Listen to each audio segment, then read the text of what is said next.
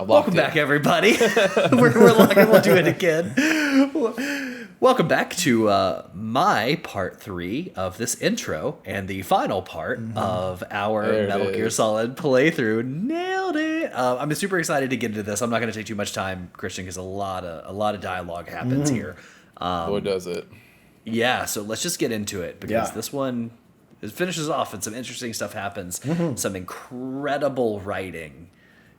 Like chef's kiss writing and dialogue happens in this playthrough as well. So Christian, why don't you take it away? And you've got a special little twist on it for your ending too, which is funnier. Yeah. Yeah. So Can I say one thing too You go about ahead. that? Just because we probably won't say this. So based on your ending, you get an item in your second playthrough, right? So like something happens, you get an item. Yep. My dumbass, I cannot comprehend these Nintendo controls in this remake of a PC game. So B is the accept everything. That's not right, Nintendo. to It's us. Japanese, but yes, Japanese, yeah. Because this was a PS1 game. Yeah. But yeah. Fair, you're right. It's Japanese. It'd be Circle back in the day. You're right. So yes, but most games change that, right? But this has kept it, and it's fine. It doesn't. Well, so most games did not change it actually until mid PS2 era. Like Okay, most Japanese that came over still did circle is confirmed because that's what it always is. so it's typically fine, except for the fact that for me, I get to the end of the game, I get credits, and they say, would you like to load your data and start another game? And I know in doing that, you get the item and an achievement that pops. And I'm like, you know what? I'm like 4 achievements away from doing this. Who knows? Maybe one day I want to come back. I don't know. Whatever. Who knows? Boop. Hit the B button. The game goes to start screen. I lost The clear an data? hour and a half of Yeah. gameplay and immediately deleted that game off my Steam. All right. So anyway, continue. Dude, it is, yeah. It's so funny, like early Japanese games that do that, and then they even, I don't know. Monster Hunter still, even with Rise, would still do it where they're just like, yeah, no, B is confirmed, and you're like, but Yeah. does Nintendo- are we some sure? Nintendo And they're games, like, yeah, no, because the A button's there, so that means it's confirmed, and you're like, yeah, but okay, all right, Yep. I Throws suppose. me off every time. Trying to get out of those games, like, and just, okay, I'm finally back in the Steam Deck. Let's exit out so I can like, shut down my system. Like, I'm pressing the wrong button like 5 times. Like, God damn it. Ugh. Awful. I was so pissed. it. Anyway, let's do this thing. The only other thing that I wanted to say was like a little housekeeping thing was, so I was listening to the last episode because I got a text about, I was like, oh man, you guys were all, like it was everybody's going back and forth thing, right? And so I was listening to it, and just for the laughs, I get to the part where we start talking about how we would improve the Psycho Mantis fight. And right as we go to do that, Preston had to cut he cuts all that. And so then it jumped immediately to, it cuts from us talking about the Psycho Mantis fight, and then Alice going like, well, Christian, your ideas would have been good for that too. Anyways, moving on, and we go like right on to the next part. And I was like, oh man. Oh, it was really funny. I can't remember why I cut it. I That's cut it for a very reason, funny. Yeah. Yeah, I'm sure. Yeah, well, I know you had your reason. Absolutely. It wasn't was content. funny. I don't cut for content's sake. I let these guys say what they really want to say. Something happened Yeah. there. And that No, was, it was because the Psycho Mantis was post like us. We like the where we were discussing the Gray Fox fight and everything. So it was post. It was us talking about like how we would bring that fight and like make it work for modern here's players. what happened. That's when my recording shut. Right. That's what it was. Yeah. So there was an audio thing. Yeah.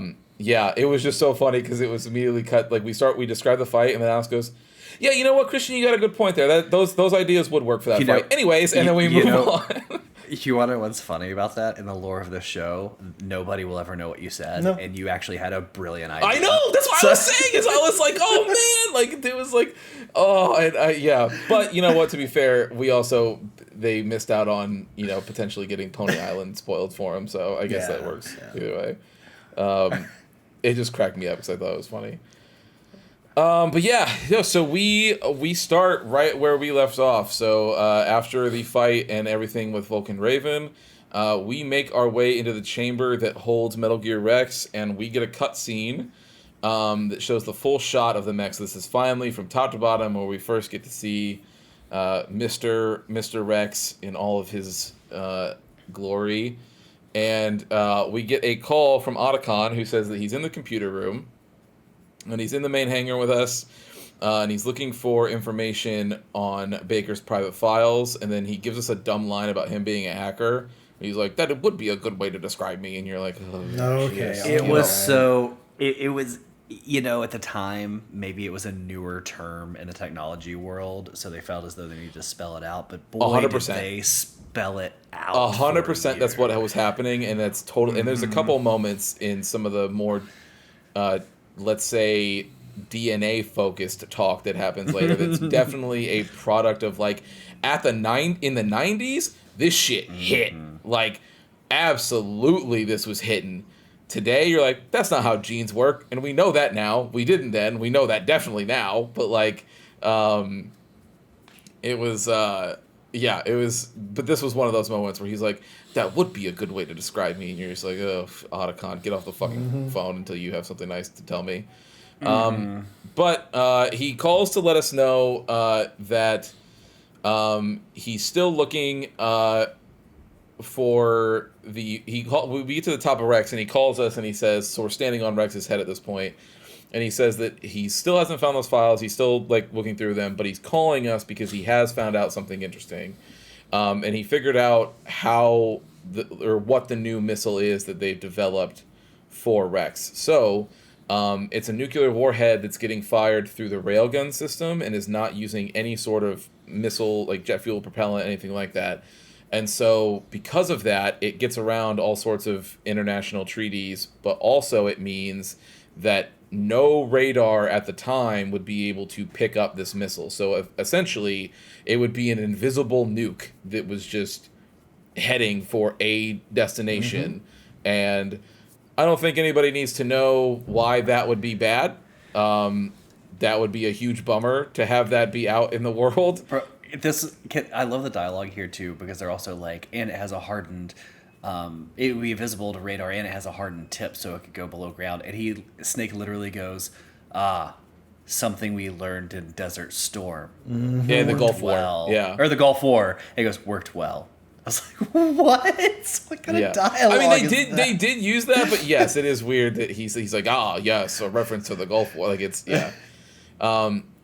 and I think so. I actually wanted to touch on that for a second. So it's happened throughout this game. It's going to continue to happen in these next. No, but it's similar to like the Alaskan dog mushing line that he has earlier, right? Where I think there's some moments clearly in early Kojima writing where to establish world building, it feels like he built like a vision board of a character, right? And he's like, okay, here's all the things that Snake has done up until this point, right? So he's lived here, he's done this, he's been involved in these conflicts, he's done this. Now, in order to build world building, what would be things that he would know about because of these events? And now I have to figure out a way to make him say these things or be a part of these conversations to like really sell to the viewer that he was there. Like we were all sitting in our chair going, oh my god, so I guess Snake really was involved in the Gulf War because that's the only way he know about this. Like, and you're just like, this isn't necessary. Same way that the Alaskan dog mushing line isn't necessary, but he's like, well, he lived in Alaska, he would know about this. Like, and it's like, okay, just because somebody does know about something doesn't mean that they need to pipe up and say something about it. But I think that's another thing that's happening here, but it's just another thing that I noticed where it feels like that's how he tries to build out these characters. He's like, okay, here's all the things they would have done, and then now I have to make them bring these up in random conversations, like the same shit he does with Otacon. But, so Snake, after Otacon says this, Snake goes over to the Colonel, and he's like, hey, asshole, like, have you known about this? Like, if the word gets out about this particular thing, like, it could delay the signing of the START 3 treaty, it could cause a huge international incident, it could bring the president down, we could get removed from the UN, like, all this other stuff. And the Colonel kind of is just like, I did know about it, and, my fault, man. Like, I'm sorry. And before Snake can get all, like, Snake basically is just like, you're not the man that I once knew. Like, you are clearly, like, a piece of shit. And Otacon interrupts by saying that all of Rex's data that he can see is theoretical, and that there isn't, like, any actual practical exercise data. And he knows that that's what everybody was here for, but he can't find any of it. And then that's when Snake pipes up and says, well, that's because I had it. They had it backed up onto the optical disc that Ocelot stole from me. And Otacon's like, oh, well, if they have that data, then all they have to do is plug in the coordinates and they're done. Like, if they've gotten it from that practical test, then they know how to do it. Or practical test with a dummy warhead. And so he's like, we need to go and it was like, we'll figure out how we can get these override codes. And so we get closer to the control room, and when we get closer there, Otacon calls us one more time and says that he's close to figuring it out, but he basically just, in an effort to build more world building, he lets us know that the reason the ARMS, like, he knows why ARMS Tech was doing all this in the first place now, and it was because they were close to, like, they had massive financial trouble. There was a potential hostile takeover, and this is sort of a make or break project for them, where they were going to try and get this project off the road or off the ground no matter what. And as we approach the control room, we see Ocelot and Liquid inside, and they are talking about how they're ready to launch at any time, but Liquid says the new target is going to be Lop Nor, China. And he said he's doing this because that is a nuclear test site, and he wants to do it because if they launch it towards a civilian center in Russia, like they were planning to originally, that's it. Like, there's going to be no negotiate. Like, the game is up, is what he says. But if they do it at a nuclear test site, that will cause issues for the U.S. because it will let everyone around the world know that they've got something, but it will force the U.S. to start negotiating with them, because Liquid will also start obtaining other bids from other countries, because everybody's going to be chomping at the bit to get a invisible nuclear weapon system. He says that the other thing that he wants is, in addition to Big Boss's DNA and the $1 billion that he asked for before, he also needs a vaccine for Foxdie. And Liquid was like, oh, that's the thing that killed Decoy Octopus and Baker. And this is our first time hearing of Foxdie. And they also go through all the different theories as to why the virus might not have killed Sniper Wolf or Mantis. But Liquid moves on and says there's no point, like, maybe all of that stuff is true, who knows. Like, they say Mantis could have maybe avoided it because of his mask. Sniper Wolf could have been because of all the tranks that she takes, that maybe it didn't go through her metabolism as fast, or it didn't go through her body as fast. They move on and say, hey, Liquid goes, have you heard from your contact in the Spetsnaz, like, about joining forces with us and doing all that other stuff? And they basically say, like, hey, they're not willing to talk anymore until the launch happens. Like, until you make that move and they know that the weapon system's real, they're not going to be coming. And Liquid reveals that his real plan, which is he isn't planning on selling this to Russia at all. What he wants to do with this test is convince Russia to join with him and have everybody focus on Shadow Moses Island and revive the Big Boss's dream, which is turning this into Outer Haven and basically like a military state that is controlling everything through force, more or less. And nobody can do anything wrong because I have nukes aimed everywhere, more or less. And which is quite a dream, I guess. It sure is. It's almost like there's a reason that Big Boss was killed. And right. Now, who knows? Maybe there's reasons that Big Boss thinks that that's the only way to be able to control all of these people. We'll find out. But as of right now, it's clear that that's what his old dream was. Outer Haven, which is the name we heard earlier in the the briefing part of it.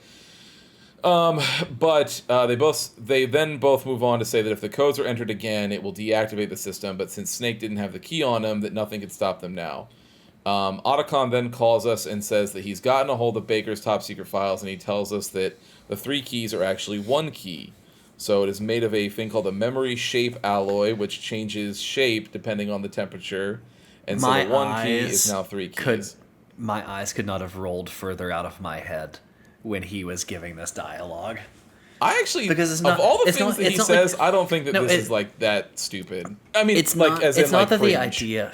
It's not that it was cringe. It's not that the idea was stupid. But as soon as he was saying what it was, all that was going through my brain was filler time waster. And like Sure. my eyes rolled so hard. I was like, come on, video game. Yeah. Well, it's a lot better than having to run around and go find 3 keys or 2 other keys in different parts of the base. Is it different? Kinda You the had to still go to same. 2 other It's parts. super of the different. No, okay, drama queens. It's very different because all we're doing is going one area behind and then a second area behind. There are games, let's say Metroid, that would say you should go back all the way to the fucking docks to find a fucking thing. Like, in the grand scheme of things, as far as backtracking is concerned, going 2 screens Wasn't behind is that not bad, that big but of a deal. the keys could have just been those rooms too. Yes, they could have just. Yeah, I been would. there or Yeah, something. It's- yes. There could have been no backtracking, but that's yeah. Yes. That's all I'm saying. But so as we start to formulate a plan on how we're going to, go to these different places to get this key here, Ocelot sees us and shoots at us and knocks the key out of our hand and knocks it down to the bottom. They then shut the door on us, and Liquid's like, "Hey, idiot! This is bulletproof glass, so you can't get us. So have fun dying." And so we run, we go down, and we get the key, and we get rid of the alarm that was off when all the soldiers were chasing after us, and that breaks the lockdown. We go back up, and we put the first key in, and then move on to the frozen room, where we stand in the frozen room for a little bit, and then when you stand in there long enough, the key will change color in your inventory, which lets you know that it has now morphed to the one that you're looking for. We run all the way back up and put that key in for the second one, and then it's time to heat the key up. So we head all the way back to the blast furnace, where on our way up to the blast furnace, we get a call from Miller, who says, "Hey, turn your monitor off. I have more information about Naomi." And he tells us that he's talked to some of his friends at the Pentagon, and he describes that he got a breakdown of what Foxdie is, and he's pretty sure that what is going on is that, or he's pretty sure that that's what's happening here. So he's like, it's a virus that is targeted to the genetic material of certain individuals, and when certain conditions are met, I don't know what they are, but when certain conditions are met, it kills people similar to a manner of a heart attack. And he's like, that had to have been what got Decoy Octopus, and that had to have been what got Baker. And he's like, Snake, can you think of anything that happened to you on your way here that would have, like, maybe you came into contact with something, whatever. And that's when Snake remembers that right at the beginning of the game, if we all recall, Naomi does inject us. Well, it's part of the briefing thing, but Naomi does inject us with nanomachines. Mm-hmm. And so Snake goes, "Oh, it had to have been the nanomachines." And so as soon as he was like, that's that, like, we will agree. And he was like, "I'm gonna go find out more about what's going on with Naomi." So he turns his monitor back on, he calls the colonel, and he's like, "Hey, asshole, what the hell's going on?" And he's like, "Well, we arrested her. We found out that she was sending coded messages to Foxhound, but we are in the middle of interrogating her. I don't know that I'm gonna be able to get it out of her, but I'm certainly going to, like, we're gonna try." And so we get off the phone with him, and we say, "Okay, like, we're gonna keep going." And Miller's like, "Hey, like, what about the vaccine? Like, you need to ask him about the vaccine." And Snake is like, "I don't have time for that right now. Like, I got bigger shit to worry about. The only thing I can do is just leave it up to the colonel to handle that." So we get off the phone with him, and we go all the way back up. We get up to the top. The elevator ride finishes. We get up to the blast furnace. We hang out in there, heat the key up. As soon as the key's heated up, we go back down the elevator. And as soon as we are on our way down from the elevator, who calls us but Miss Naomi? And she breaks down exactly what is happening here. So she lets us know, yes, I definitely injected you with Foxdie. That's what I was doing. Also, the reason that I was a part of this whole thing in the first place is that I am actually Frank Yeager's little sister, who, for those, who keep playing Gray along, Fox. we know that Frank Yeager is Gray Fox. Snake immediately freaks out, and he's like, oh, so it's you. And so she was like, yep, so I vowed vengeance against you and all the other members of Foxhound because you were the one who killed Big Boss and sent my brother back as a maimed psychopath, more or less. Like, it's your fault that all that happened. And Snake tries to ask her, so she then, he asks about Foxeye. He's like, well, what is this? Like, what did you inject me with? And she basically breaks down that Foxeye is a retrovirus that works through people's systems that is programmed with smart enzymes, is what they're called. But essentially, it is looking for matches in genetic material for whoever it comes into contact with. And if those conditions match, and they are correct, then it starts sending out, it starts attacking the peptides in cells that will start making it so that all the cells just start basically destroying themselves. And when it gets up to the heart cells, obviously, if all of your heart cells die, that's game over. Your heart stops. And so it's over for you. And that's why it mimics a heart attack. And so he then, immediately after she goes and explains that, he's like, one, did you also program Foxeye to kill me? And two, if so, how much time do I have left? And Naomi refuses to answer. It's just like a bunch of ellipses. And he's like, look, I understand you wanting to kill me because I had to fight Gray Fox and I killed Big Boss. Like, I understand you being mad at me for all those things. I totally understand that. But I still have to try to do this job. Like, I have to try to save the world from having all these nukes blown off. So, let me know how much time I have or if I'm going to die at all. She refuses to answer again. She also goes on to say that she lets us know that while her original goal was to kill us and all of Foxhound, she has realized throughout this moment that you are not the villain that she thought you were. And she still hates all of the other members of Foxhound, and she has no problem killing them. But you were not the person that she thought she was. But she also says, hey, the only thing that I can tell you is that it was not my idea to use Foxeye. Like, I wasn't the one who came up with that idea. And I just wanted you to know that. And then she gets caught in the media. She goes to say something else. She immediately gets caught and cuffed up. And Colonel's there. She's being placed under arrest. She's removed from this operation completely, blah, blah, blah. And Snake is like, you motherfucker, you double-crossed me. Like, you did this. I know you did. And he's like, Snake, there's no time to argue with me. Like, you've got to hurry up and do this. And so he hangs up. And we make our way back down. And we get all the way back up to the final computer, put the last key code in, and we are greeted with alarms because we, a little robotic voice that says that the activation codes have been accepted and the nukes are ready to arm, or have been armed.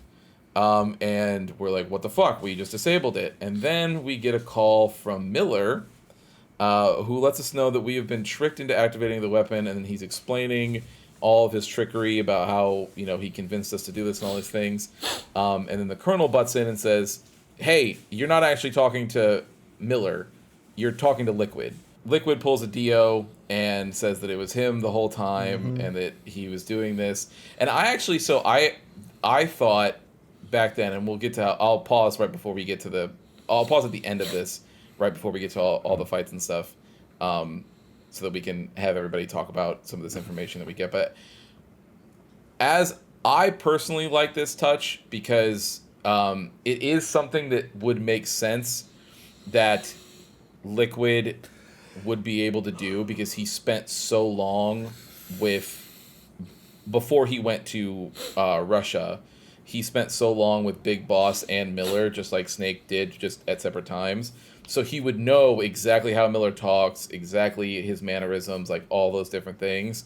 So an easy way to get Snake, off his guard or whatever would be to do that and know exactly how that's supposed to be. So I do think that's a nice touch there. But he I'm basically sorry, says, Christian. "Hey, I think I missed because of the connectivity issues that I'm sure Preston's going to cut out here, so those listeners won't know. What part are you talking about that was a nice touch? Is this the reveal? the reveal that Miller was actually Liquid the whole time." Perfect. Can I say one thing about that? Sure. And I'll talk about it in a second too. But the only thing I didn't really, can they see each other through the way we've been talking? Yes. I thought the entire time it was a phone, not a video. It's a video calling codex, system. but also he's wearing shades and has his hair pulled back the entire time. Well, as Hunter. so that's what got me during the reveal when he takes off the shades and Just he to pulls his pull the hair ponytail, down. yeah. And he's like, "It's me," and I'm like, I was like, okay, I didn't know it was you. Cool, that's fine. But then he was like, blah, blah, blah. He's like, I was wearing sunglasses, and I was like, I didn't know this was video the whole time. I thought it was audio. But anyway, okay, I just want to make sure that's what we were talking about was the Liquid reveal. So, Yep, it's a video codec. okay. Oh, yes. Sorry. Yes. But yes, it is a video codec. Yes, you can see the people that you're talking to. So, yes. So he's like, it was me, Dio, the whole time. Yeah. It was very It much was. that. It's, yeah. And honestly, Liquid isn't unlike Dio in a lot of ways, and that Liquid, like, You're not is wrong. very, very petty and very, very angry. And does things to make everybody know that. But yeah, so he's like, it's me, Dio, the whole time, and he basically says that after he basically lets us know that it's been that the whole operation, and the Colonel's like, the actual Master Miller has been dead for 3 days, I just got it confirmed. That's when Liquid cuts in and goes, anyway, you've outlived your usefulness, so bye-bye now, and hangs up and shuts the doors and then loads the whole room with toxic gas. So, in this moment, you can put your gas mask on. You panic. That's what you do. You panic. And Otacon calls you and says, hey, I'm going to try to get the door open for you. Just hang on. Like, just survive long enough for me to get that door open for you. Couple seconds go by. Otacon gets the door open. And as we run out, the first thing we see is Liquid run down the access way. We follow after him. And we are met within another cutscene with Liquid basically gloating about how easily we were manipulated by both him and also the people at the Pentagon. And Snake asks him what the hell he's talking about. And he's like, he goes on to describe the whole time that he was like, everything that you got sent here to do, like rescue these hostages and disarm all these nukes, whatever, is all bullshit. Like, the whole reason you were here is because you got injected with Fox dye, and you were meant to just come in here, spread this virus to everybody, die, and then they were going to come and bomb this whole island and clean everything up. Like, they were gonna wipe it out, is what he said. He was like, they're gonna cover everything up, and we were basically only here as a vector for Fox dye. And he goes, however, if you're not dead yet, then I'm not too worried about me dying just yet, because you and I are identical. So it should be like how these things, like if you go, then I should go, or vice versa. And he was like, because we're twins. And when he says that, Snake's like, so it's true, we really are brothers. And then that's when Liquid really lets everybody know how fucking petty his motives are here. And this is the moment that I was saying, where back in the 90s, I think this moment hit. Like, these lines that he starts talking about hit, but now with, 30 years removed, we know that that's not how genes work, and so it's just like, unfortunately, like, your cool thing, as science has progressed, now is like, everyone's like, well, that's not real. But Liquid goes to say, so he starts talking about the Terrible Infants Project and how at some point there was 8 total children. So there was 8 people who throughout different cloning processes were all cloned, born, murdered, and then refined and over again until they both got to Liquid and Snake. And Snake was always meant to be the final point of this project, where he got all of Big Boss's dominant genes, and Liquid got all of all of Big Boss's recessive genes. And the only reason that Liquid even exists is so that there could be a person that would house all of the recessive genes. The other half, yeah. The other half of it, all of the dumb shit, so that Snake could get all of the cool shit. Obviously, we know that that's not how genes work today. That being said, back then, it is a cool thought idea of how cloning and different things could do something. I will say, as somebody who played it upon release, it is like, I remember being like, oh, that's fucking cool, but I was also a child. But he goes on to describe all this and how much it pissed him off and all these different things, and how even when he was at the time, like when he was with Big Boss and he was training under him and doing all these things, Big Boss was always the one to let him know that he was the shitty one. Like, you're the reject, you're this, you're that.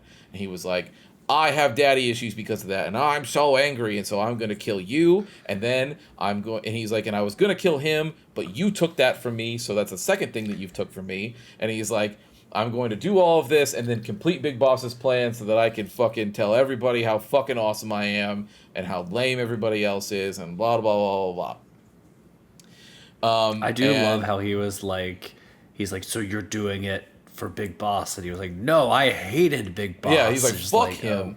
He was like, and that's why I'm mad at you, because you killed him before I got a chance to kill him. So not only did you take that from me, but you also took away all of the cool genes and all this other stuff. So we have, and then we lead into the Metal Gear Rex fight. So I'm going to pause here, because it's a lot of lore dump that happens, and it's the biggest part of the lore dump of this section. So, how's everybody? We'll just do a check-in. How's everybody feeling? I'm good. I use the codex plenty of times to find out what I need to do and where I need to go. But yeah, I mean, this part was fine. I was getting through it. Not the big backtracking wasn't nearly as bad as I was worried about it being. I'm like, oh, we got backtrack. I'm like, okay, these locations are right here, so that's not too bad. Sitting in the elevator for a very long time, twice. Luckily, they do kind of cut the second one a little bit for you, but like, it's a lot. Yeah, they of cut drama. the second one with the conversations, Yeah. but that first one is just you're just writing on it. Just sitting there writing. I'm like, do a fade to black, bro. We know nothing's going to happen here, but either way, thought it was funny that like I couldn't just warm up and cool off the cards myself. I mean, obviously, cooling would have been a little bit harder, but like, he smokes cigarettes. He's probably got a lighter, or maybe you just blast a gun near it or something like that, or just shoot the gun a little bit, put the muzzle to it with the flash, the heat of the barrel. There's a couple other ways you could have done it, but it's a video game. You're doing video game things. They want you to backtrack. Get you some extra time in there. It took me a hot second to figure out where the card was. I did see it fall down. Like, okay, we need to go down there. And then I found out you can go down the water section. Picking up all the stuff down there. Didn't notice the bomb. So I blew up. How did you find it without the mine detector? I didn't use the mine detector. Around. I just ran around down there. I went down there. I saw I was picking up some stuff. I'm like, okay, fuck it. Let's just run around the whole thing until I get the card. And of course, the card thing is like the last thing I pick up. And of course, the second time I go down there, if the bomb kills me, I pick up the card like immediately. It's in a different spot too. But like, boom, card. I'm like, awesome, great, fantastic. But yeah, the bomb surprised me because I wasn't paying attention to what I was picking up. I'm like, okay, we're just picking up all this ration shit. What the fuck ever? It's probably just ammo again. Yeah, there was a bomb with an even smaller, shorter timer that you pick up from the one earlier. I did like how I was when I was on top of Rex when you're getting that call first. If you go into first person mode, you can see Liquid and Revolve in that room, which I thought was really cool because they could have just put fake glass up there. They could have blacked it out, whatever they wanted to do. But like you can see those two characters inside there if you go in first person, which I thought was a nice touch. For the sake of this development process back in the day, no, they probably couldn't have done those things. Yeah, well, you could easily just put like tinted windows. It'd be a black window. You wouldn't have to do anything. Or because they wouldn't expect you to look over there, they could just not done anything, not had anybody in there, just have them pop in there when the cutscene happens. But I thought that was really cool. But yeah, no, it's not a bad section. Didn't hate it. Yeah. So I actually figured out what I was going to have to do with the key pretty early on because after fighting Vulcan Raven, I was needing health, and all of my rations were frozen. And I was like, what the fuck? Like, I don't know what to do. And I couldn't figure out. So I had to Google it, because I guess it's what I had, like, equipped or something. And they froze, so I Googled it, and they were like, oh, just, like, put it in your hand, equip it, and run around, like, in a different area, and it'll unfreeze. And after, like, 20 seconds, it Miller unfroze. also like, cool, tells now I you can too. heal myself. Well, liquid. Oh, does he? Okay. Yeah. Sure. But it unfroze, and I was like, oh, cool. So then when it got the key, I was like, you're going to have to cool it down. I was like, I already know what I'm going to have to do here. So that was kind of nice. I thought, like, running back and forth was annoying because the elevator was slow and so on. Like, you could have just... I don't know. Like, you could have just made us get other keys. You could have just let us find that shit on the way over to do it, because it was just taking time for the sake of taking time. But the idea that, like, the key transforms and you need 3 keys and, like, all of that was fine. Like, I thought that was totally fine within this world. I thought the reveal was pretty good with Liquid Snake. Again, I didn't know that it was video. I just thought we were talking the whole time and they were giving us heads for something to look at as a player. So it caught me off guard when he took off the glasses and stuff. But when I realized, I was like, well, that actually is a pretty good reveal. Because, like, I could not tell it was solid, or I could not tell it was Liquid Snake until he did it and said it. I thought all of that was fine. So the actual story up to this point, like, I agree, the motivations are petty and they're not great. But the way it's all played out and in the story, I've actually dug. Like, I think Kojima's starting to bring it together and kind of pull it off here. The last thing I'll say is that I like the design of Rex. I'm sure you saw the gun that shoots at you, the turret gun. Literally, is just hanging down between his. It's a machine gun. Well, it drops in and out, right? It's there, but then it will also switch out for the laser. But yes, it does come out of his gooch. It's a machine gun dick, which means this is the second time he's done mechs with dicks. I don't know why that's a Kojima thing. The cockpit and the. But it's a yes. Yeah. Yes, you have the well, literal I will cockpit. say that the next iteration of Metal Gear, no dick. he does not do that. Yeah. Okay. I don't want to go somebody further probably than pointed that 'cause out. we're gonna play We'll them all, find but yeah, Alex. that's true. Somebody boobs or probably butt or something. It's fine. It's no big deal. I'm just saying, yeah, like, as we go through these games, maybe it's just something to keep track of because we're 2 for 2. Well, I think right it's now, just is all that. I'm But saying. I think the only thing that you need to keep track of is something that everybody already knew, which is that Kojima's horny. Yeah, that's fair. But it was so far. We'll talk about this next fight and stuff in a minute when we get there, but or the final fight section in a minute when we get there. But up to this point, I thought it was fine. Yeah. I thought the lore dumps were fine. I thought the twist was fine. Like, I think all that's fine. There's some stuff that doesn't translate to today. Like, I pulled up the transcripts again to read through it, like I did last week. And there was one scene where Naomi's talking, and then Otakon jumps in. He was like, "I understand where she's coming from. Like, I'm a human, not a computer. My name's not Hal," which is like the name of the computer from Space Odyssey, right? And it's like nobody knows that. Like, nobody younger than us knows that reference, is all I'm saying. You know what I mean? Like, some person going back. Yeah. So there's some stuff that I thought was a little dated, but otherwise it's fine. Yeah. I have thoughts on the ending. And not like the ending, but like the ending. I have some thoughts on that. So what I did want to say was, so for the twist, I will say, for me, somebody who knew that it was coming the whole time, there's definitely some, like, foreshadowing that they do that I think is very good throughout, like, the whole playthrough. But I will say that the general sentiment back then, like when the game launched, is that nobody saw it coming. Like, nobody knew that Miller was going to be Liquid, and so it hit very well for most people. Like, they were like, I was fucking floored when that happened. Hey, good for me. Yeah, I think that there was a lot of people who just didn't see it coming, which I thought was which is good that it still isn't easily seen coming today. Yeah. And as far as Liquid's motivations go, like, I get it. It's just like, it's funny that Liquid is like, and maybe this comes into play later, but it certainly feels like there's someone in the room with Liquid that sees Liquid and says, "You are good enough to get a lot of things done, but and I'm going to use that to my advantage." Speaking of somebody in the room, and maybe this is the thing. Maybe we'll see this person later. I don't know.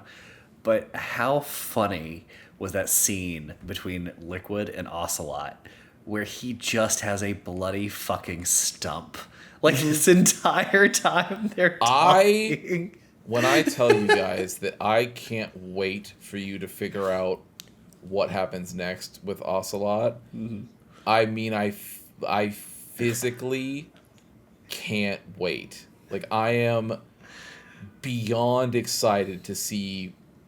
I can't wait.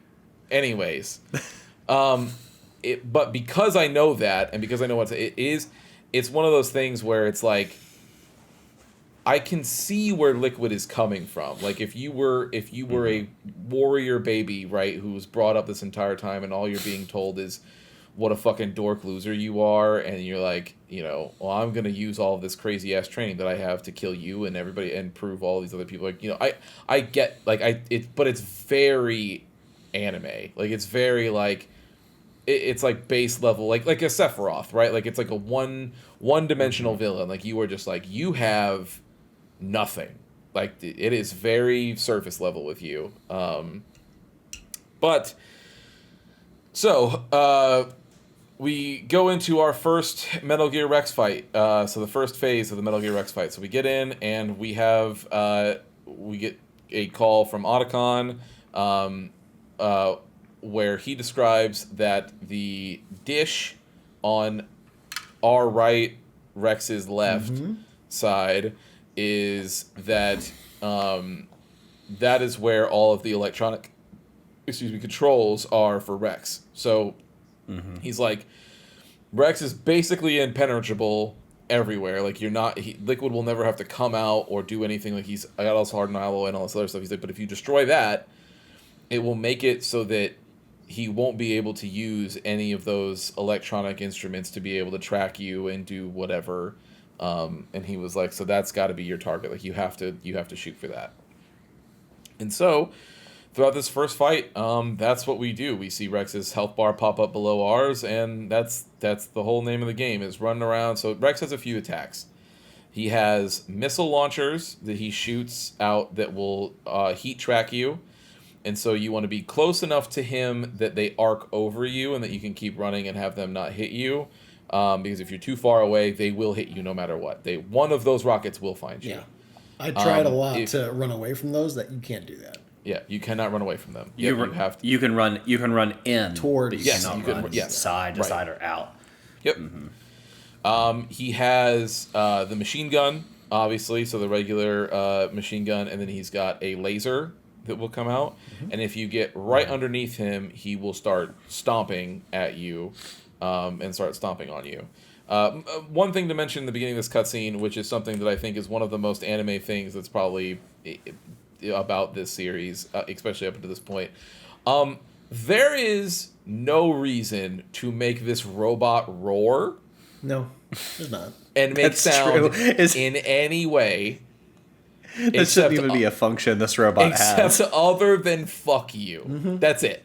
That's the it is like someone was like, yeah, but it's cool though. And this goes further on. One little, it's not like a spoiler, but one little thing that I will say about leading into Metal Gear Solid 4 is a hilarious thing is that there is a normal-ish kind of enemy in Metal Gear Solid 4 that is some form of like a bipedal sort of robot thing, right? Its name, which I won't spoil that part, but its name lends itself to an animal, and it also makes a sound that is near that animal, and it's just like, what is happening? Like, what are we doing?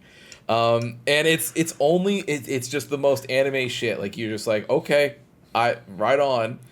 But so we do that part of the fight. And as we go to destroy it, as we are hit it with the last rocket, It doesn't destroy it all the way, and we're in a sort of a compromised position, and we are getting ready to get stomped on by Metal Gear Rex. And who comes in but one Mr. Frank Yeager, a.k.a. Man, Gray I Fox. missed this cutscene, and I'm so pissed. So, again, me forgetting how this video game works. I had to do something, so I was going to set the Steam Deck down and hit the pause button, and the pause button auto skips cutscenes. Yes, it does. So it skipped this whole thing for me, and I was pissed. And Every I came once in a back and while- got the Naomi stuff, and I would be like, Yeah, every FNA. every Like, once in I a while don't know it'll do what that happened. because for some reason this game wants to use the back paddles on the Steam Deck, and if you press one of those back paddle buttons, that also skips a cutscene. Yeah. So I did have that happen once too. I missed this cutscene. I was pissed. So what you have here is Gray Fox basically goes in and explains he's full lucid right now, so he knows he remembers everything, he knows exactly what's going on.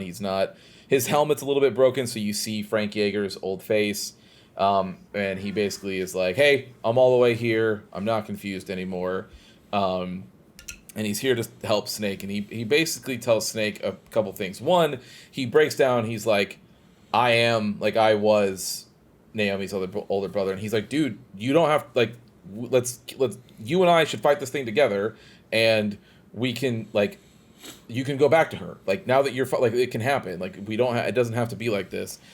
And Gray Fox is basically like, it's not going to be a thing, like, I'm the whole reason that she's an orphan in the first place, like, she doesn't know this, but I'm the one who killed her parents, so like, it's not going to be a thing for me anyway, like, you know, I took her in because I felt bad about what happened in the first place, and, you know, all that time that she spent with me and Big Boss, you know, it was my way of trying to make up for that. And then when everything happened in Zimbabwe, like, that's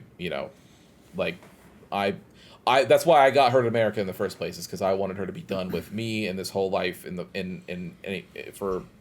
anyway.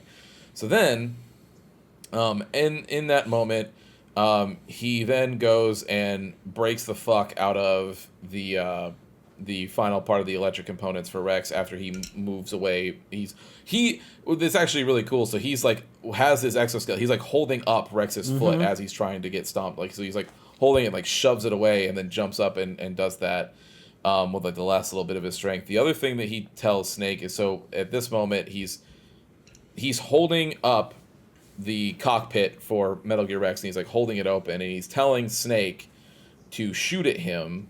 He's like, shoot it now, like, shoot the rocket now so that you can kill Liquid. Like, yes, you'll kill me, but I'm ready to go, like, it's fine. And the entire time, if you go to press the button during the sequence, like, you do have control over the aiming, but if you try to press fire during the sequence, Snake's like, I can't do this, I can't do it, I can't kill him, like, and he just repeats it over and over again. And you're getting a monologue here from Gray Fox, who basically is he's giving more backstory on everything that happened in Zimbabwe, like that conflict and all that other stuff. But he's also telling Snake, like, hey man, there's more to life than what we're doing here. Like, you don't have to do this anymore. You don't have to be a puppet of the government. You don't have to do these things. And he was like, that's one of the main things. That's the whole reason that the Big Boss originally got his idea for Outer Haven in the first place, was to not be in control of these people anymore, like, or be under the control of these people anymore, and finally just be able to live your life and, like, be a regular person and enjoy things and do that stuff. And so that's more or less what he tells Snake to do. And as he's doing that, Liquid finally gets the better of him, crushes him with Metal Gear Rex, and then throws him off the side. And we have our next part of the fight here, which is phase 2, which is we are now basically the same exact fight. The only difference is that we do not have a target on the right side, where the electronic dish is that we are shooting at the open cockpit with Liquid in there. But same attacks, same everything. Like, you're doing the same sort of No tactics stompy there. stomps.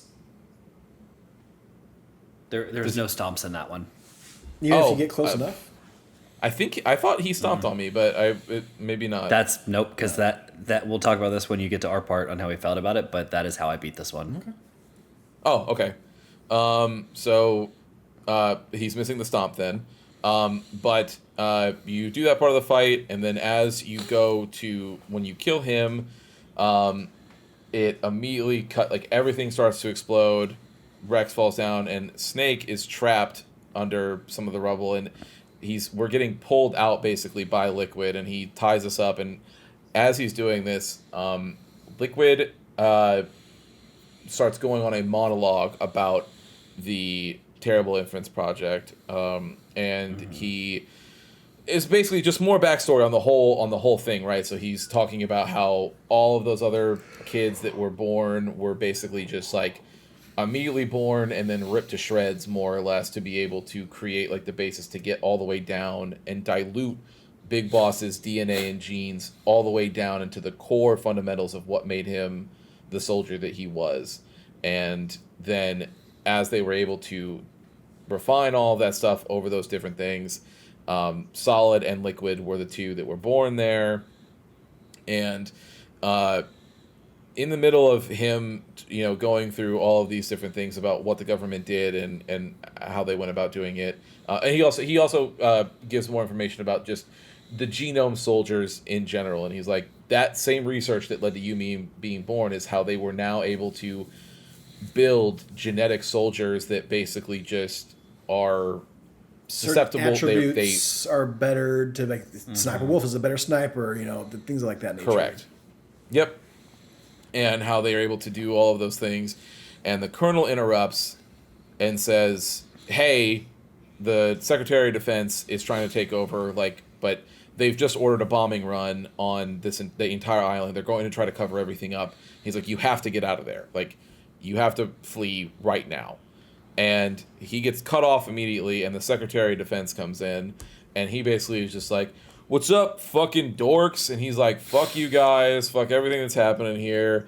I'm going to erase this disgusting stain on our nation's history, and the president will be none the wiser. I'm not going to have to deal with any of this. See you never, dorks. The bombs will be there in 3 minutes. And in this moment, we have what is the final fight of the game, as far as a health bar, having a visible health bar and having something. You have a countdown that starts the 3 minutes, right, as he said. Yep. And then you have Liquid, who then just pontificates, wasting about 30 seconds of that 3 minutes. Yeah. Now the nice thing is that it doesn't matter if you finish it with 0.0001 remaining, because of reasons we'll talk about here in a little bit. But if you finish at any point in this time limit, everything will still happen as intended. Or if you have to restart it, it actually starts over at the 3 minute mark. At the full with 3 minutes, talking. and you get it. Yes, that's true. Versus Yeah. Which is what Preston and I did, I'm sure. Yep. So either way, it's the fight is fully that 30 seconds does not change whether or not you can beat it or not. No, it was just funny that I know, because you see the time coming down, you're like, yo, shut up. Yeah.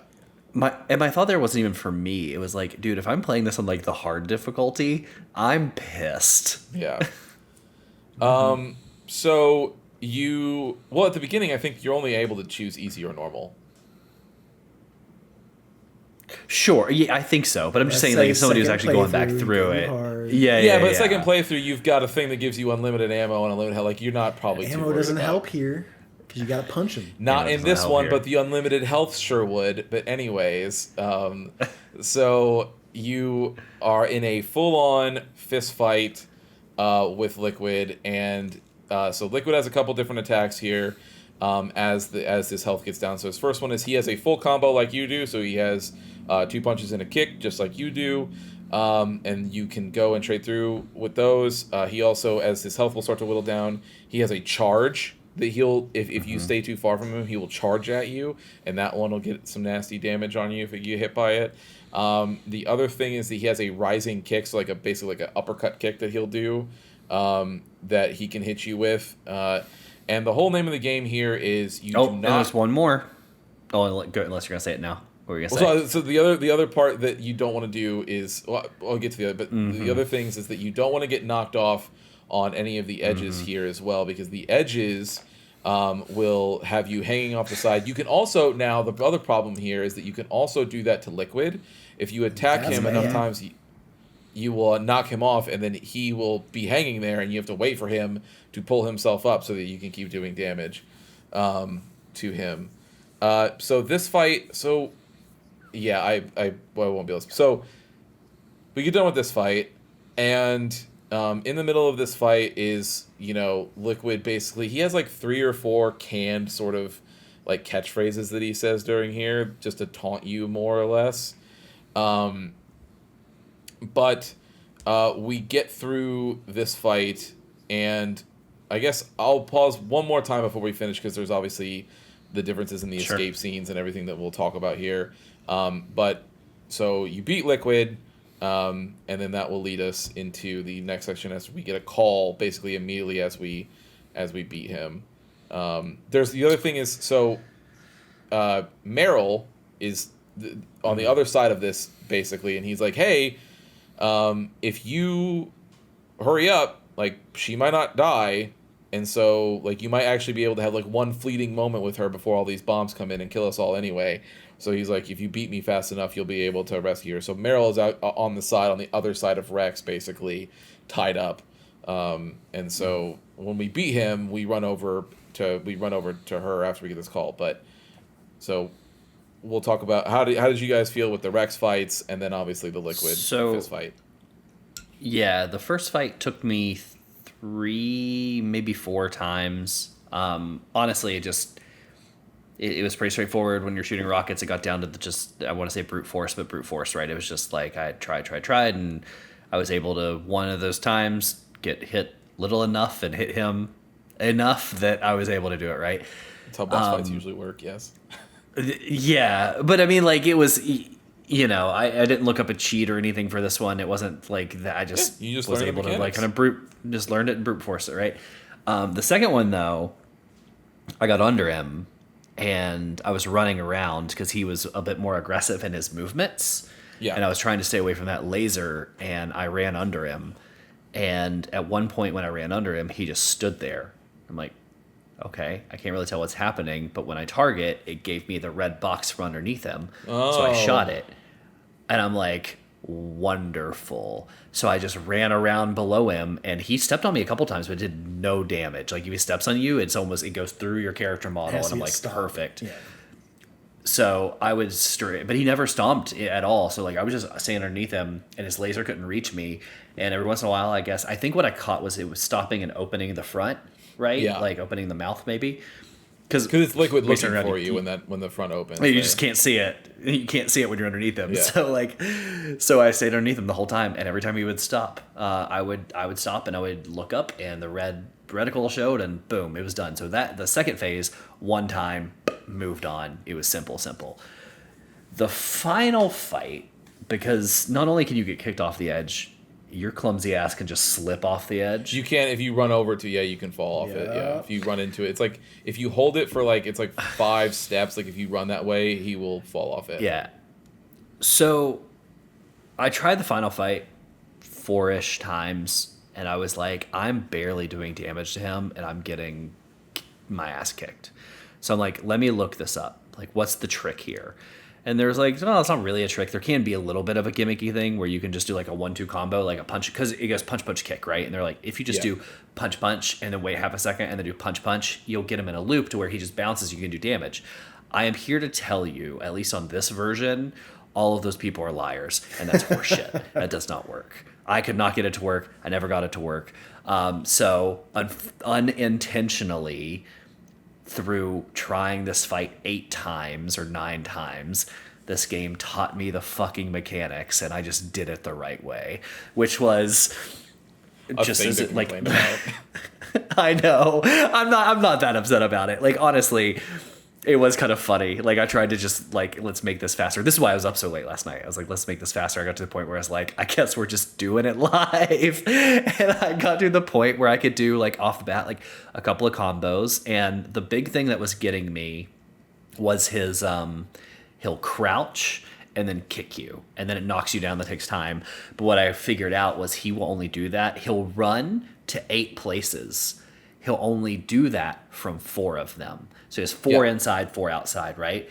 He'll only do that duck on the outside. So if he was on the inside, I'm like, oh, I'm golden. I'd go in there, punch, punch, kick, run away, punch, punch, kick, run away, right?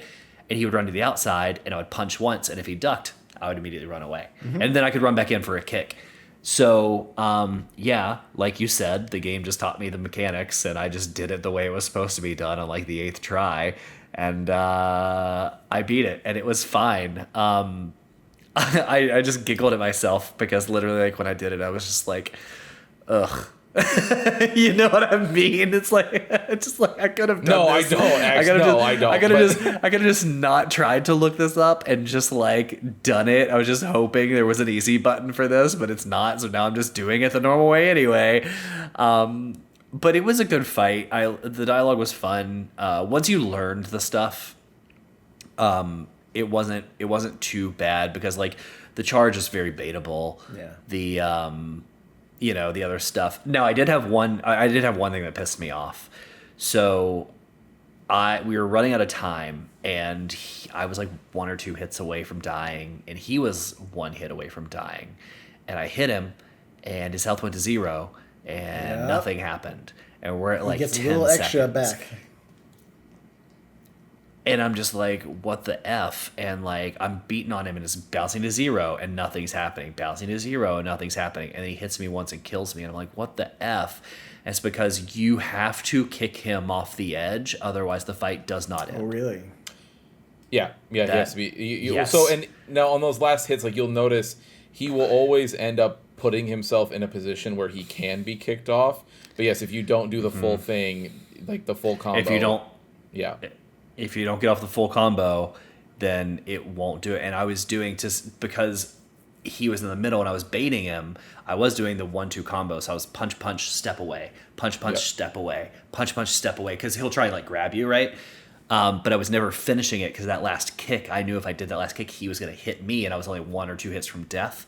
And yes, if you do not kick him off the edge, it does not end. So I have to do it all over. And I beat him on the next try. Now, even if he's in the, as long as you get the, it's only, it doesn't have to be off the cutscene will put him off the edge, but as long as you get the kick off on the final hit, no matter what, he will go to the the cutscene. Because he was not near the edge when I did my kick, but he did that one thing that to where it was like, I hit him and he fell down, but like. He kicked back up and got a little bit of health on his bar. I'm like, you motherfucker. And I did the second time and he fell down. I'm like, maybe it was a weird, like, either glitch or like it was like a funny little fuck you, I get a little extra life. Who knows what that was. It's a funny fuck you. Yeah, it was funny. Yeah. Well, so yeah, I was punching him and not getting that final kick and I just died. So, yeah, but then as long as you get the kick off anywhere on them, he'll do the cutscene where he goes, oh, and he like falls back and goes, and then he's like, snake. Gotcha. But it was fine. I liked all the fights in context of the story that is happening right now. I thought it was fine. Mm-hmm. Yep, kind of feel the same way. Got a little. I say it feels like forever when you go to the second phase of the Metal Gear Rex, and you have to go back to the first phase, and you're skipping most of those cutscenes, but the part where Gray Fox is there talking to you and you can't shoot the Metal Gear Rex, and I'm just sitting there like. It is not letting me skip this, and I'm getting real pissed off because it's like my 3rd or 4th time, and it feels like it's taking forever. Because I didn't realize that you could like get close enough to him to stop the missiles from hitting you. So I'm like trying to figure out a way. Like I'm running around trying to find more rations. Because I only have like by the time I get to that point, I usually have like 1. I'm not finding rations. I'm not finding anything, and every time I go away from him, I'm just getting fucking bombarded. And if they're hitting me, I'm trying to find a way to dodge them or just like maybe circle around. Like if he shoots them, do I just circle the other way and just kind of avert it? No, they will always get you. And that's when I finally like started trying to get closer and then like, okay, well, these missiles are not hitting me here. Just got to avoid the laser and the gunfire. Gunfire I didn't give a fuck about. The laser is the one I pretty much stayed away from because that like knock you over.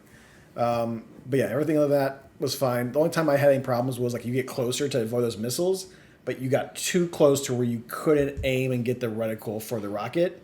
You could still sometimes shoot the rocket and it wouldn't count unless it got the red reticle though. I'm like, man, that kind of sucks.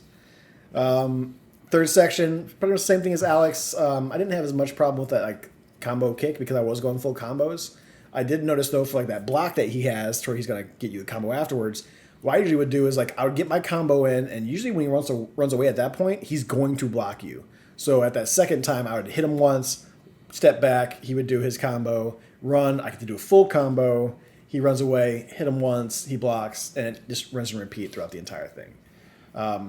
I did run out of time the first time because, God fucking damn it, if I couldn't stay on the top of that fucking Metal Gear Rex, dude, it just seemed like it was like, it really wanted you to fall off a couple times and really kind of like upset you. And it's not super duper quick. Like, you don't just bounce yourself back up. Like, and I don't know if I was pressing the right button. I was just like smashing shit just trying to get up. No, it's not a button you can press. It's just, it's smash. like, It's time. yeah, it's just Snake trying to pull himself Which is up. crazy. Yeah. But yeah, no, if I got through it, wasn't that bad. And I think the design of Metal Gear X is very, very cool as well. The only thing I'll say I was love bad this about design, it. yeah. The only thing I'll say is bad about that last final fight is solely based off of date, like how dated the game is. Those tanky controls sometimes when you're running around Missing trying hits, to punch a kick, you just miss. yeah. Like, it just misses straight up. So like there's some stuff to be desired there, but I mean the game's 20 plus years old, It's so what of are the you gonna do? era, yeah. Yeah. Yeah, I like the fist fight more than I like the Rex fight. Like, I think the Rex fight is cool. The only thing that Rex ever did to me that I felt was like I felt like this then. I still feel like this now. I hate the laser. Every single time I got hit by the laser, I was like, I wish I could shoot this laser off. Good chunk of health. It pushes you down. Yeah, it's a lot. Yeah. I always got irritated by it.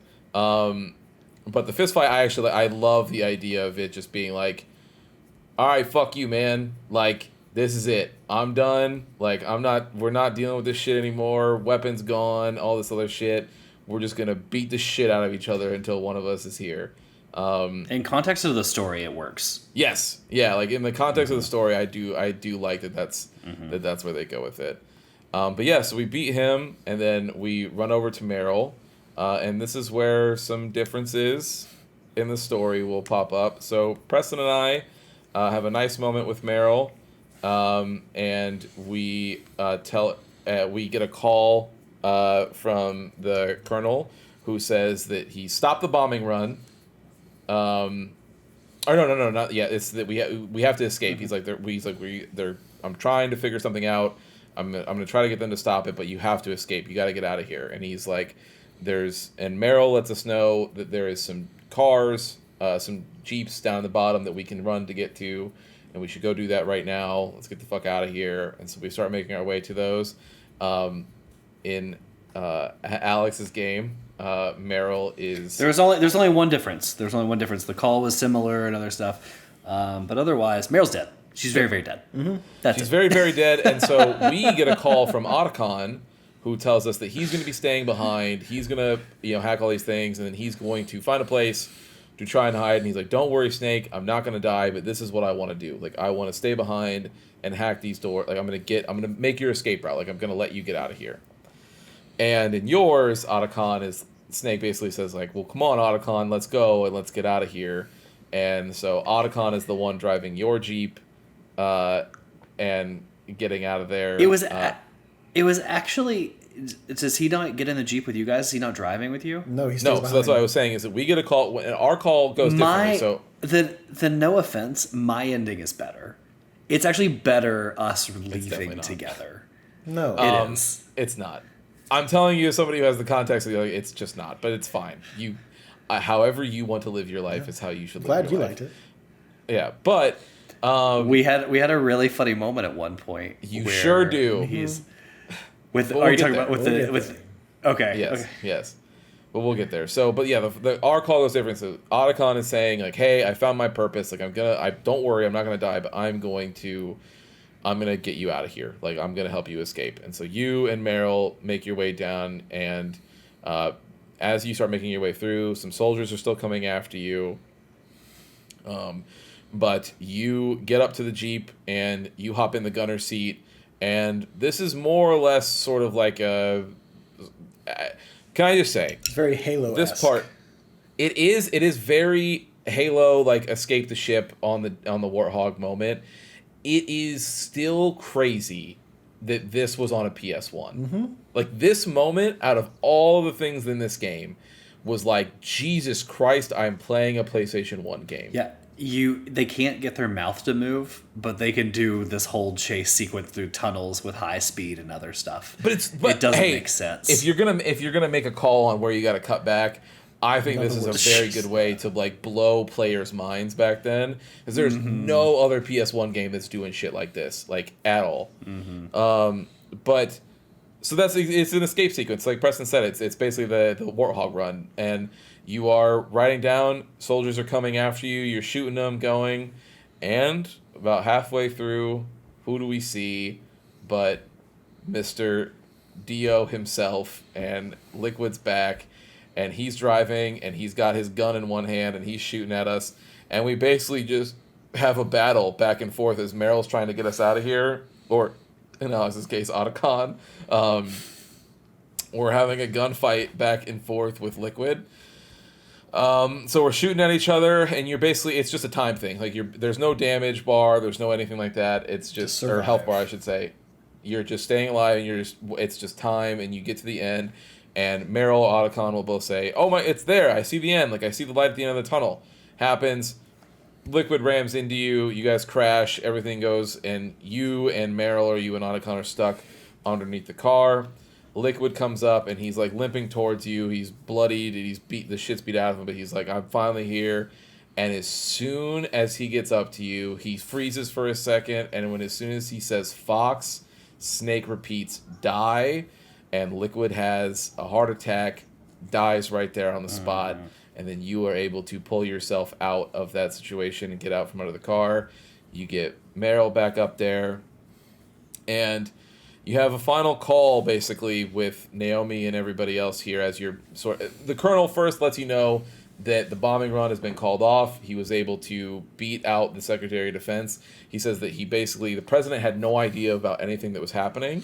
And so when he told him, he immediately arrested the Secretary of Defense, removed him for war crimes, and then it's now the Colonel. He's like, I called off everything. We're all good. Just get home. You're able to get out of there. He also thanks you for saving his niece. That did not happen for Alex. So then...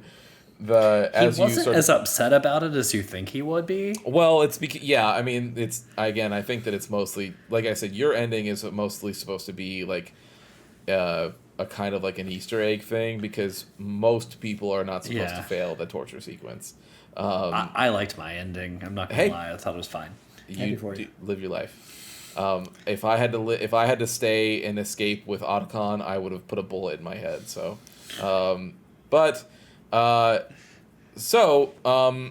as we remain, we get another call from Naomi, and she basically it's like overdubbed as with the escape sequence, but Naomi is basically telling us like,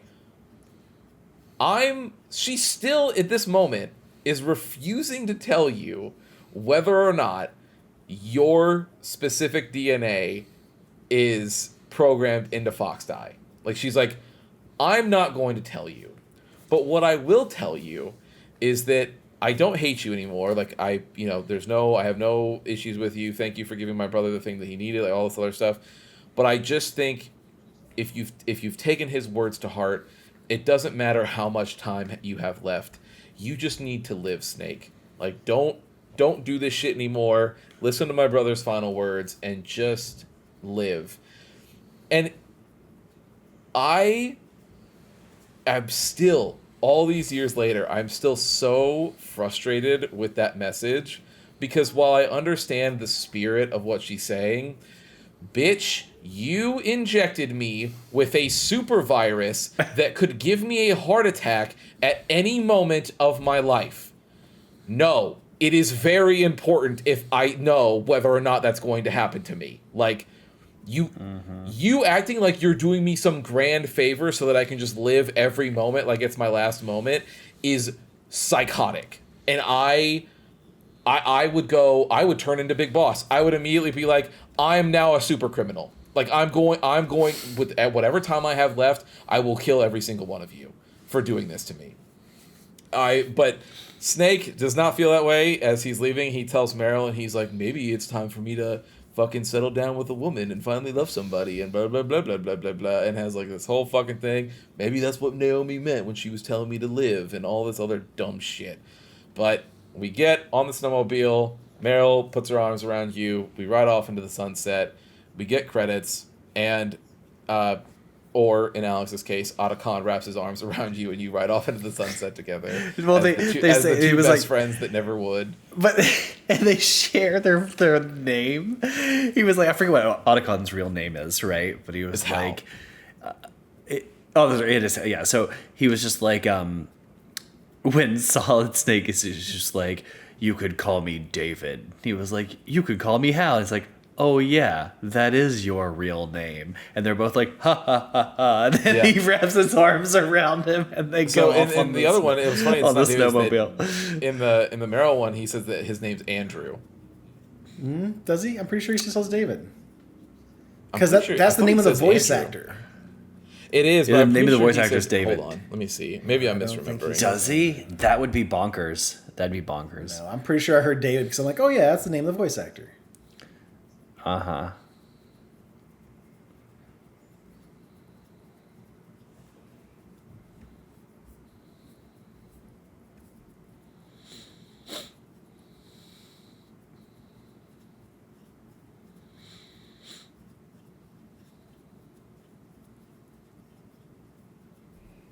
Yep, never mind. I'm thinking of something else. Anyway, he does say, yeah, Snake's real name is David Solid. So there you go. Either way, so he says, my name's David, blah, blah, blah. Meryl wraps their arms around him. They ride off into the sunset, or Otacon, if you are the most misfortunate person in the world. And then we go through the credits, and at the very end, we are treated with a little tiny bit of extra lore, and it is Ocelot, who is talking to Mr. President. And he says, yes, Mr. President, the mission was a success. And he goes, yes, the inferior one won. So he was like which is obviously interesting because that's not what we've been told. But he says that the inferior one won, and he was like, everything went according to plan. He's like, I've got the test stuff.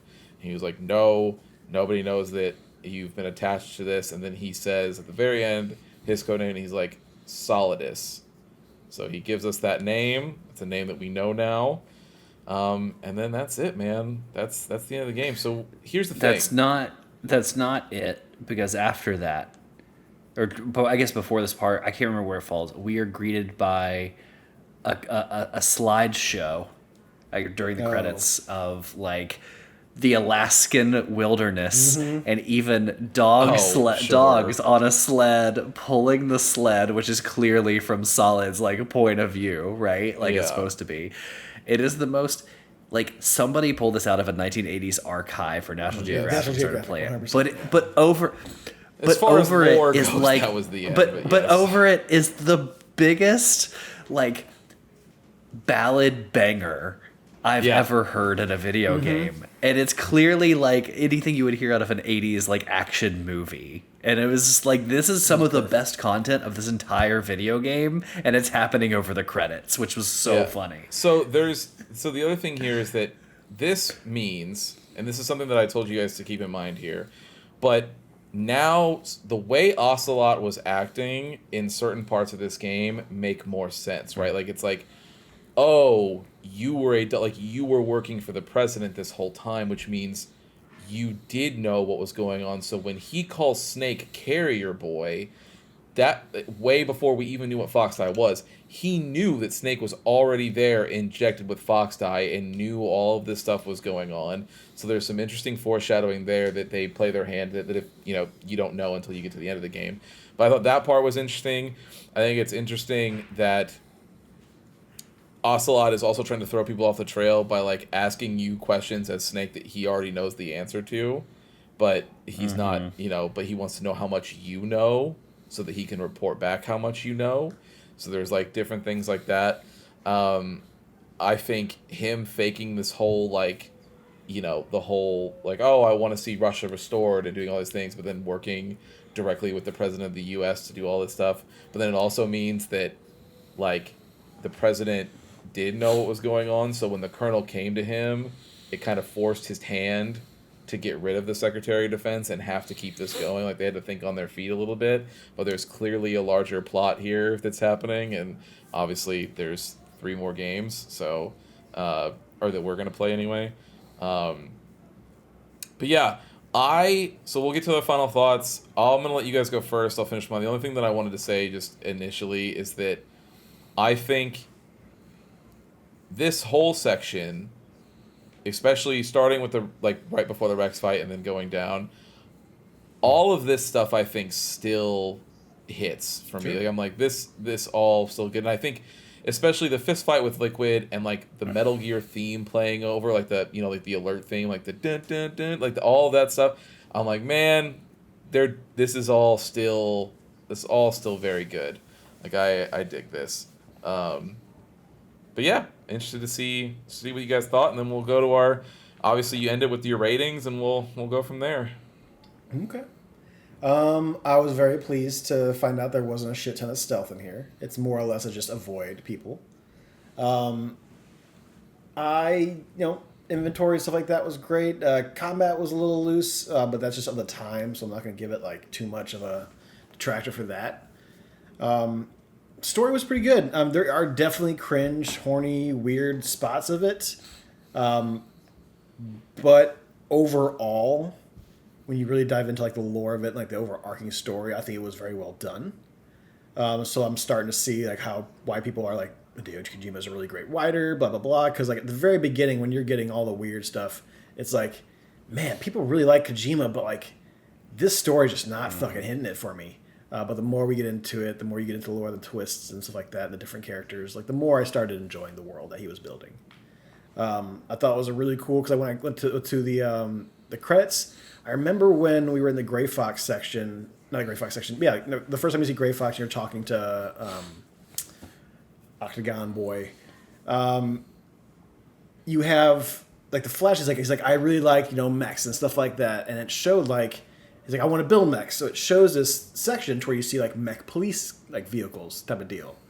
And I'm like, where have I seen that before? It's because I watched a trailer for his first game. What was it, like Police Knots? And that is the design for it. And you see in the credits like footage from Police Knots. Like, that's where that was from. I fucking knew I saw it somewhere.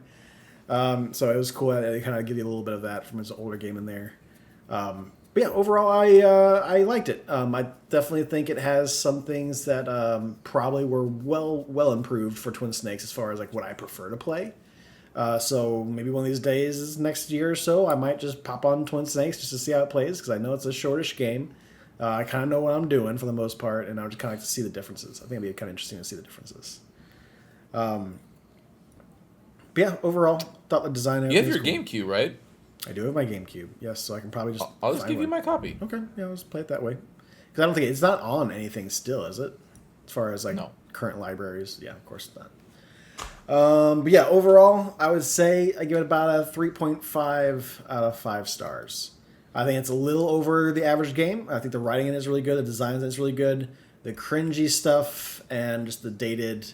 As far as gameplay, I think it dropped it down a little bit for me, but it's mostly the cringy stuff. But other than that, I thought it was pretty good. A little bit above average. I don't think it was like an amazing game as far as right now.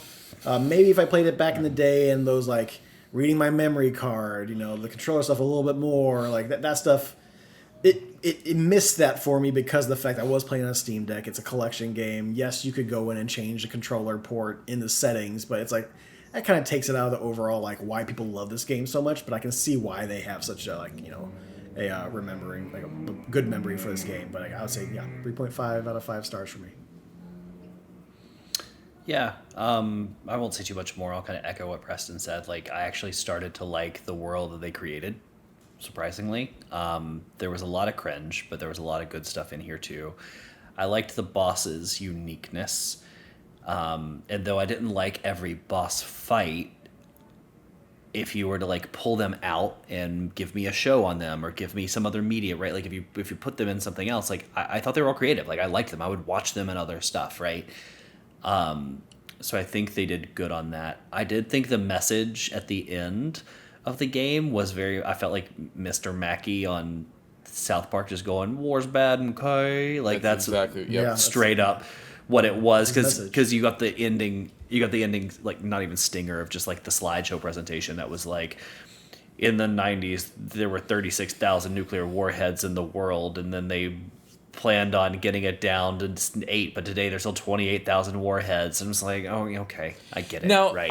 I will say, so I do agree with that part. I think the context, I think, is that obviously this is coming from a Japanese developer and a Japanese writer it's coming who from a obviously has yes. certain like context about nuclear weapons and their usage in society and different things that's different than anybody else's in the world. So I do get, but yes, it does. Even though I think it is cool that you end on an actual like note with like facts that are real as far as the world that you live in as that game is being shipped, right? It totally comes off as Mr. Mackey saying war is bad, okay, though. It totally does. Yeah. But as a whole, I actually liked my time with it. Even in the moments I got frustrated at certain things, I liked it.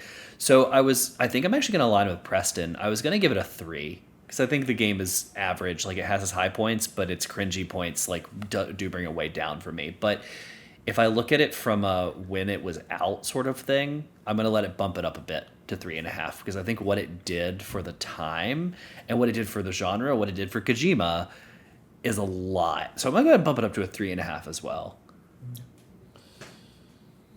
So I'll explain to you guys sort of where I was going to be at with my rating. So I'm struggling because if I was to give this game a rate based on everything that I know, like the context of what's about to come and all of the little nuggets that they give you even as early as this game that are foreshadowing events that go all the way until the very, very final seconds of 4, I would probably be aligned with you guys and say 3.5. Or somewhere in there, like a 3 to a 3.5. If I could, we're not doing this kind of scale, but if I could even expand the decimal points out further, I would probably land like as a 2.75 on this game. Like, just barely above average.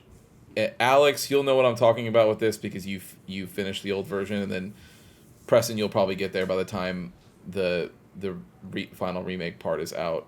But this game, to me, is a lot like Final Fantasy VII, in that I think it is a very clearly an important game, like, and it totally does a lot of stuff for the industry and Kojima, like just gaming in general. Impact. Like, it's huge, like a big, massive impact. But there is some shit in this game that I am just like, oh my god, like, especially from the writing side, like.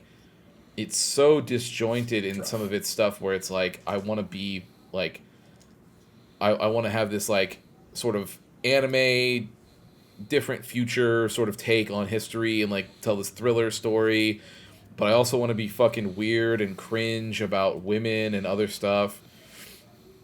And it's just like, that stuff really fucking harps on me. Like, I hate that shit.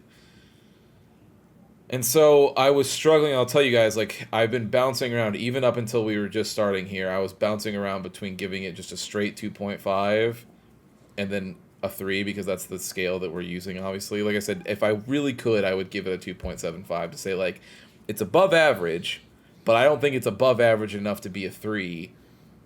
But I know that, like, with all the other stuff in it. And the other thing is, again, that's me rating it by itself because I don't think it's fair for me to rate it with all of the context of the future, right? Yeah. Because, like, and we'll get there, obviously, sure. And I'll talk about it at that moment, but, like, there's moments in this game that hit differently for me that I'm not talking about because I can't yet, but it's impressive in that regard, but I don't think it's fair for me to be like, well, I'll go and give a different score and you guys just have to trust me. Like, if I'm taking it as a product by itself, I don't know. I'll probably lean 3 and just give it a flat 3, but yeah, if I really could give it a 2.75, I probably would. I think a 3 is fair because, again, kind of what I said, like, if I'm taking it from today, it's lower than if I'm taking it from when it came out. Well, so even today, like, I think I can look at it and say, like, there's things that even this game does that I think, as far from immersion standpoint, that other games still don't do today. Like, mine pissed me off. Though, I think mine's more. Of the age. I think that's the bad stuff. Like more of the, which is why more I said the it'd be a cringiness and other 2.75. stuff. I think I look at some of that. The cringiness and other stuff hit me more today than it probably would have back then. Sure. And with other games out and stuff. That's why I give it why I think it's a 3.5 for me. So I look at it from when it came out. Whereas if I took it just from today, it'd probably be a 3. But anyway, it was good. I enjoyed my time with it. But I really dig it. I still dig the story. I think that overall, I still think the universe of Metal Gear is a cool one. And yes, and Metal Gear Rex as a design for a mech is cool. And I think a mech that roars is fucking silly, dumb fun. Cool. That I think is cool. So, but yeah, that's it. So we're on to the next game. So I think Alex, you said what it's because you were so pissed off at Castlevania that Metal Gear Solid 2 is your pick, right? Yeah. Yeah, that's what it was. What we're gonna do is in all seriousness. So we're gonna stay in the same vein of games, not stealth, but military industrial complex. So we are going to play Black, right? So the old PlayStation 2, Xbox B period L period A period C period K period Black. I will be playing that on the OG PS2 version. Christian, do you own that? Do you have that? I own the original Xbox version. Okay, Preston. I can probably pull it up on Xbox backwards compatibility. I can find it. It is on Xbox. It's $10 if you can't. Yeah. If it's not full free, like if you can't play full free, let me know. I'll get it for you. Either way. Yes, that's how we're going to be playing it. So, cool. I'm excited. We're going to play... This one actually breaks down very easy. There's 8 missions. Awesome. The average play time, to how long to beat, has it right around 7.5 to 8 hours for main story and a little bit of sides. But, like, that's so perfect. So I think it's going to break down to, like, 4 perfect episodes, 2 missions an episode, and should take through the month. So that'll be, like, our April game for everybody listening. But, yeah, so we're doing mission 1 and 2, which is Vablinsk City Street and Turinska border crossing. Does mission 1 and mission 2. I think it's just mission 1, mission 2. But you'll know these are very specific, like sure. Very chunked off, like sections. Mission briefing, play game, yes. and yes, mission briefing, play game. Yes. Okay. You'll be fine. Fair you'll know. Keep in mind, at the time, and for anybody out there listening that wants to play, at the time, the way I played this game back then was the correct way to play this game. This game was intended to be played with someone. I don't know what this game is like playing by yourself. We'll see. I'm sure it's fine, but it was intended to be a 2-player game, is all I'm going to say. So, with that, that's what we're playing. We're diving into Black, and I'm very excited to do this. It's been a long time. Thank you for hanging out with us, everybody. That was our final episode of Metal Gear Solid. And I hope you enjoyed as much as we did, or as little as we did, or as cringy as we did. Either way, we will catch you next week. We'll be back with that, Preston. You know what to do. Snake!